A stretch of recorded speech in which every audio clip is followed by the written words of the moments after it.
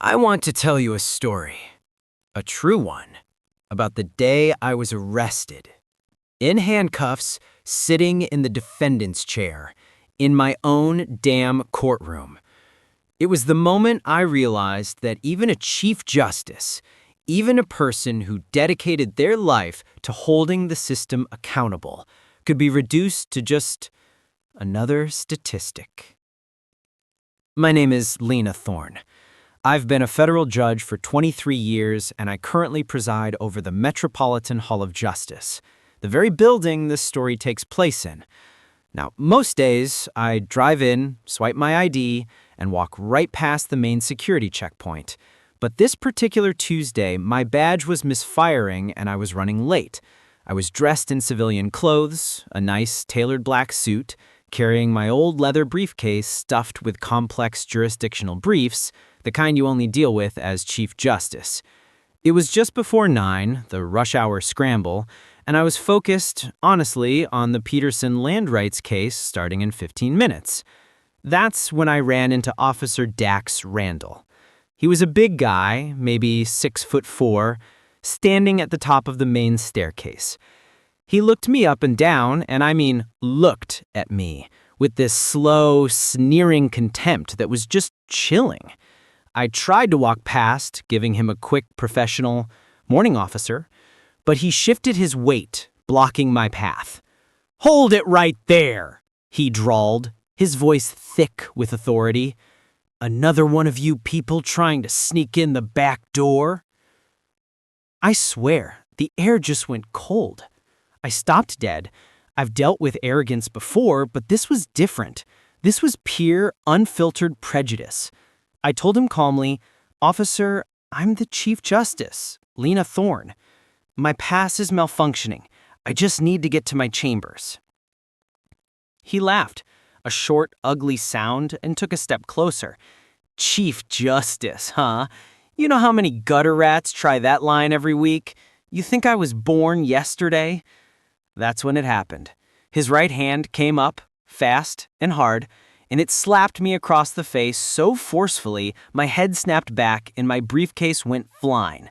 Those sensitive legal documents, my entire morning's work, scattered across the stone steps like confetti. The shock. It was physical. But what truly hit me was the absolute violation. He grabbed my throat, slammed me against the granite wall of my courthouse, and the last thing I heard before the handcuffs bit into my wrists was his venomous whisper, "Filthy animals like you belong in cages, not courthouses." I didn't fight. Not physically. I didn't scream. I just locked my eyes on the bronze plaque above the entrance, the one that read, "The Honorable Chief Justice L. Thorne presiding." 20 feet from my own bench, I was being brutalized by the very system I was sworn to uphold. It was a bizarre, out-of-body moment of clarity. This wasn't about me. This was about power, perception, and a sickness I had only observed from my elevated seat. And that's how I found myself in the defendant's box. They dragged me inside, my cheek already blooming purple, and shoved me down at the defense table. Presiding was Judge Alvin Royce, a pale, thin man I knew mostly from administrative emails, a temporary appointment. Dax Randall, the pig who assaulted me, strode onto the stand, straightening his uniform, clearing his throat like he was about to deliver a presidential address. "Your Honor," he began, his voice smooth, practiced, every word a deliberate, calculated lie. "I was conducting routine security protocol when I encountered a suspicious individual attempting to breach courthouse security. The defendant was acting erratically, refusing to provide identification, and became increasingly agitated when asked to comply." I swear, I sat there, breathing slowly, taking mental notes. I wasn't Lena Thorne, the assaulted woman, anymore. I was Justice Thorne, the jurist, observing a perp in a badge, committing perjury in the first degree. The whole thing was a performance. Dax gestured at my scattered legal briefs. She was carrying what appeared to be stolen legal documents, he smirked.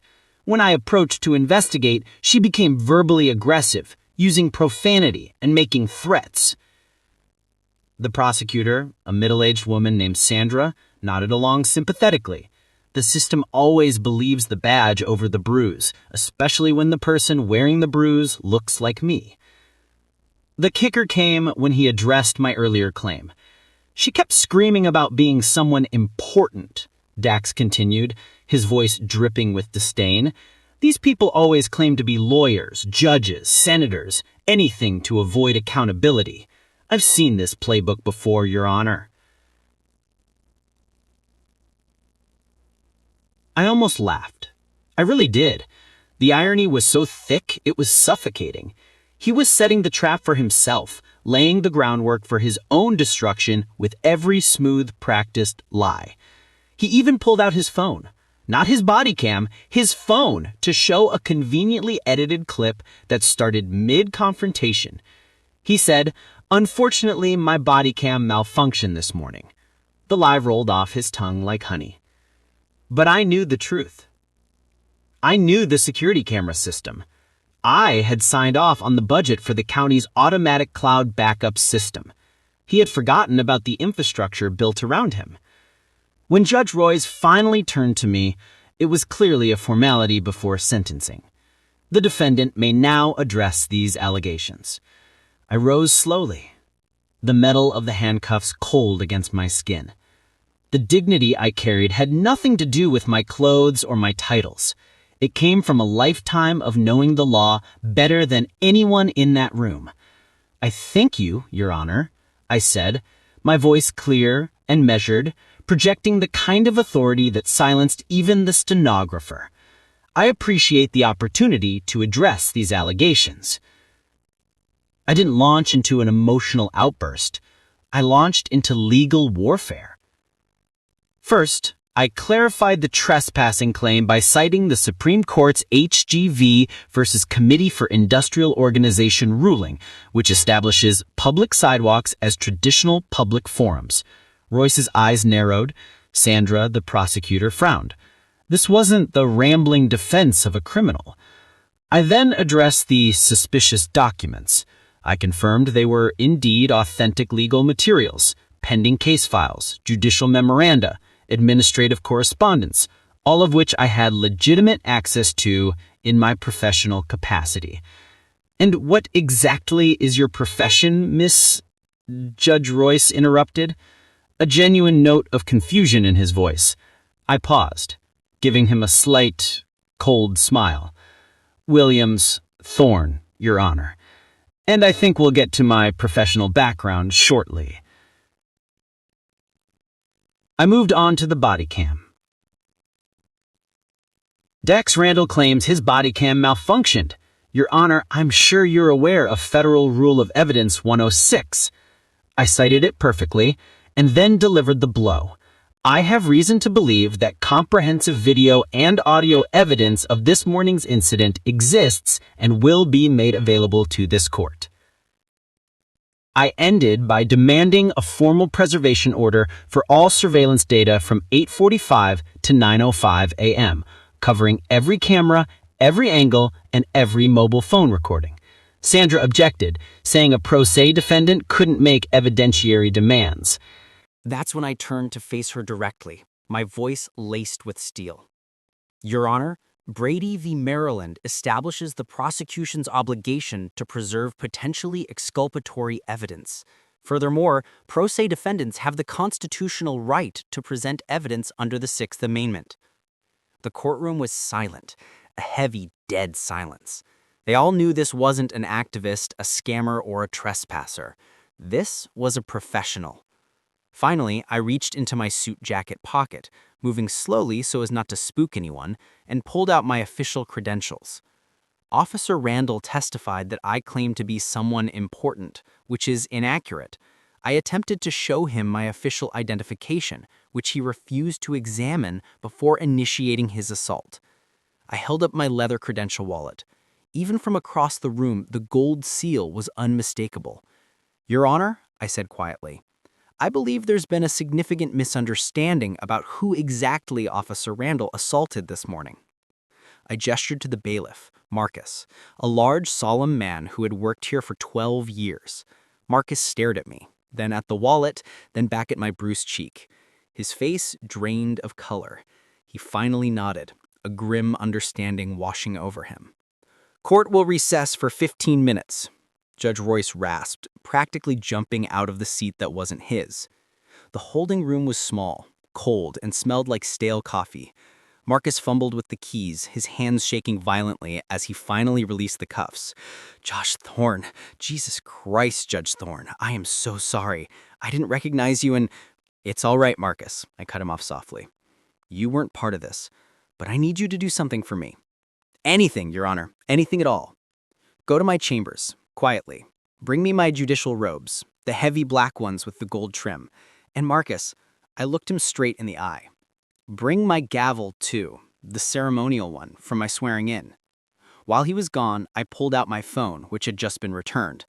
I scrolled past the frantic texts from my clerk and found the number for Chief Administrative Judge Vivian Key. Vivian, it's Lena. Lena, thank God. We heard there was some kind of incident. Are you all right? I've been better, but that's secondary right now.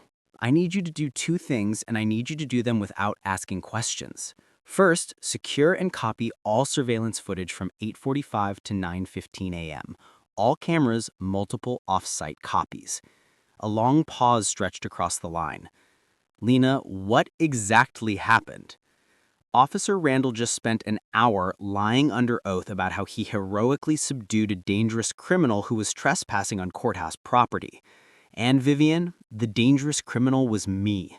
On my way to work, he didn't just arrest me. He assaulted me in front of this courthouse, called me a filthy animal, and told me I belonged in a cage. Vivian Key was silent for 30 seconds, maybe longer. Jesus, Lena. What do you need? Should I call the AG? Not yet. Right now, I need those recordings secured. And second, I want every single case Officer Randall has testified in over the past 5 years pulled and reviewed. Every one, starting immediately. Consider it done, but Lena, you can't handle this case yourself. There's a conflict of interest. In about 10 minutes, Vivian, I said, looking at the door, I'm going to walk back into that courtroom wearing my judicial robes. Officer Randall is going to learn exactly who he assaulted this morning, and more importantly, who has the power to ensure he faces the consequences of his actions. When Marcus returned carrying the garment bag and the polished wooden box, I slipped into my robes. The fabric settled on my shoulders like armor. This wasn't just a costume, it was a mantle of authority forged over 2 decades of public service. I opened the box and lifted the ceremonial gavel, its weight familiar and comforting. Engraved on its handle were the words, "Justice is blind, but she sees all." Marcus, I said, adjusting the lapels, when we return, I want you to announce me properly. Yes, Your Honor. How would you like to be announced? I straightened to my full height, the bruise on my cheek now a visible symbol of defiance. The Honorable Chief Justice Lena Thorne presiding. All rise! Marcus's voice boomed through the courtroom, making everyone snap to attention. Then the floor dropped out from under Officer Dax Randall. Court is now in session. The Honorable Chief Justice Lena Thorne presiding. I entered through my chamber door. I moved with the measured, deliberate pace of someone who knew exactly where they belonged. I took my place behind the bench, my bench, and sat down slowly, deliberately. The silence was absolute. Not a soul dared to breathe. I looked down at Dax Randall. He was rigid, frozen. Judge Royce, who had been sitting in my chair, turned a sickly shade of white and practically sprinted from the room. I was only interested in one person. Officer Randall? I said quietly, my voice carrying the full, cold weight of judicial authority. You may remain standing. He looked like he was about to collapse. Your Honor, He couldn't form words. Let me refresh your memory. Officer, approximately 2 hours ago, you stated, and I quote, "These people always claim to be lawyers, judges, senators, anything to avoid accountability." Do you recall saying that? He nodded weakly. And you stated that people like me need to learn that actions have consequences. Do you recall that particular piece of wisdom? He was visibly shaking now. I reached under the bench and pulled out a tablet computer. Officer Randall, I'd like to show you some evidence that has just come to my attention. I turned the screen toward the courtroom. On it was crystal clear security camera footage from the courthouse steps, showing the entire incident from multiple angles. There I was, walking calmly. There was Officer Randall blocking my path, and then, "Another one of you people trying to sneak in the back door?" His voice, clear as day, filled the room through the tablet speakers. The courtroom gasped. The video continued. The unprovoked slap, the brutal grab to my throat, the handcuffs, and then the most damning evidence of all, the words I would never forget. "Filthy animals like you belong in cages, not courthouses." Officer Randall, I paused the video. "Do you see any verbal aggression from the defendant in this footage? Any profanity? Any threats?" He said nothing. His career was disintegrating before his eyes. "Now let's examine your claim that your body cam malfunctioned." I swiped to a new file. "This is backup footage from your own body cam automatically uploaded to the county's cloud storage system every 60 seconds, a system you apparently forgot existed." The new video began playing and Dax's voice filled the room again. But this time it was worse. "Look at this uppity one, thinking she can just walk into my courthouse. These people need to learn their place. Time to teach another lesson." The prosecutor, Sandra, was frantically gathering her papers, trying to disappear. But I wasn't finished. I pulled up audio from a third officer's body cam, Thompson's. Thompson and Rodriguez's voices. "Dude's really going off on this one. Think she's actually somebody important, like she keeps saying? Nah, man, look at her. Randall knows what he's doing. Probably just another welfare queen trying to scam the system." Laughter. Laughter while they watched a federal judge being brutalized. I set the tablet down. "Officer Randall, you asked me earlier if I had any employment verification. Well, I do." I gestured to the judicial seal mounted on the wall behind me, then to my nameplate. "I've been the Chief Justice of this courthouse for 23 years, Officer Randall. Every case you've ever testified in, every warrant you've ever requested, every search you've ever conducted in this jurisdiction has been under my authority." "You didn't know," I repeated slowly. "You didn't know because you didn't bother to look. You saw a black woman and you made assumptions. You saw someone you thought was powerless, and you decided to abuse that power." I leaned forward. "But Officer Randall, there's something else you didn't know. For the past 6 months, I've been conducting an investigation into patterns of misconduct and racial bias in this police department, working directly with the FBI's Civil Rights Division." Dax's face went completely white. "This morning's incident wasn't random, Officer Randall. You've been under investigation, and you just provided us with the most perfect evidence we could have hoped for." I lifted my gavel. "You said actions have consequences. You were right about that. Court will recess while I consider the appropriate charges." The gavel came down with a sound like thunder. Dax Randall collapsed into a chair, his life now hanging by a thread. When court resumed, the atmosphere was electric. I was no longer the bruised woman. I was the embodiment of justice. I walked around the bench and addressed the packed courtroom, detailing my career, Harvard Law Review, 8 years as a federal prosecutor specializing in police misconduct, 47 successful cases against abusive officers. Then I turned back to Dax. "This file contains detailed records of every case you've testified in over the past 5 years. 43 cases, Officer Randall. 28 involved defendants who are people of color, and in every single one, you described the defendants using remarkably similar language to what you used with me this morning." I placed a large chart on an easel. "Over your 15-year career, you've made 1,252 arrests. 1,089 of those, that's 87%, involved people of color. Even more damning, your use of force reports show that you used physical force in 63% of your arrests involving people of color, compared to only 12% of your arrests involving white suspects." His attorney, a nervous public defender hastily summoned, simply stared at his client. "And here's perhaps the most damning statistic of all. Of your 1,089 arrests of people of color, 432 cases, nearly 40%, were dismissed due to constitutional violations. Officer Randall, that is not an anomaly. That is a pattern of criminal behavior. I closed the file. But that system failed you today, didn't it, Officer Randall? Because today you chose to assault someone who had the power to expose everything. I returned to the bench and lifted my gavel. Officer Randall, based on the evidence presented in this courtroom, evidence that came from your own mouth, your own actions, your own camera, I find you guilty of assault in the first degree, a felony. I find you guilty of assault on a judicial officer, a federal felony carrying a mandatory minimum sentence of 5 years. And I find you guilty of deprivation of civil rights under color of law, a federal felony punishable by up to 10 years in prison. Dax was sobbing now, whispering, "I'm sorry, I didn't know." Officer Randall, your apology is 15 years and 47 complaints too late.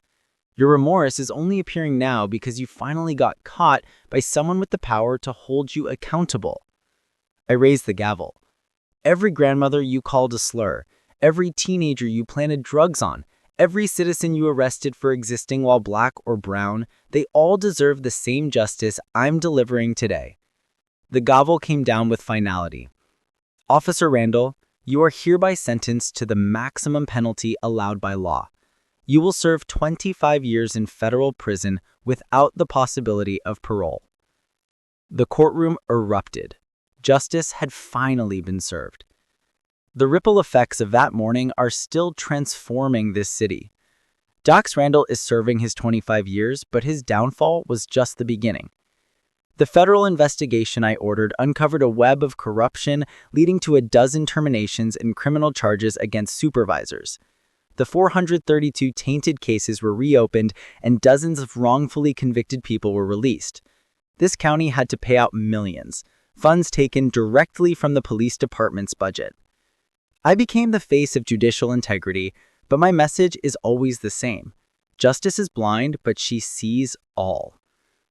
The courthouse where it all happened was recently renamed the Justice Lena Thorne Federal Center, and there's a new plaque near the entrance that says, "Here, justice finally found its voice." But I want to leave you with this question, because this isn't just a feel-good story. What I did from a position of undeniable power. I had the badge, the robes, the security codes, the law degrees, and the political capital to fight back. But what about the real victims? The grandmother, the teenager, the doctor who spent 6 hours in jail. What happens when justice doesn't show up in a robe, but is just a voice crying out in the dark?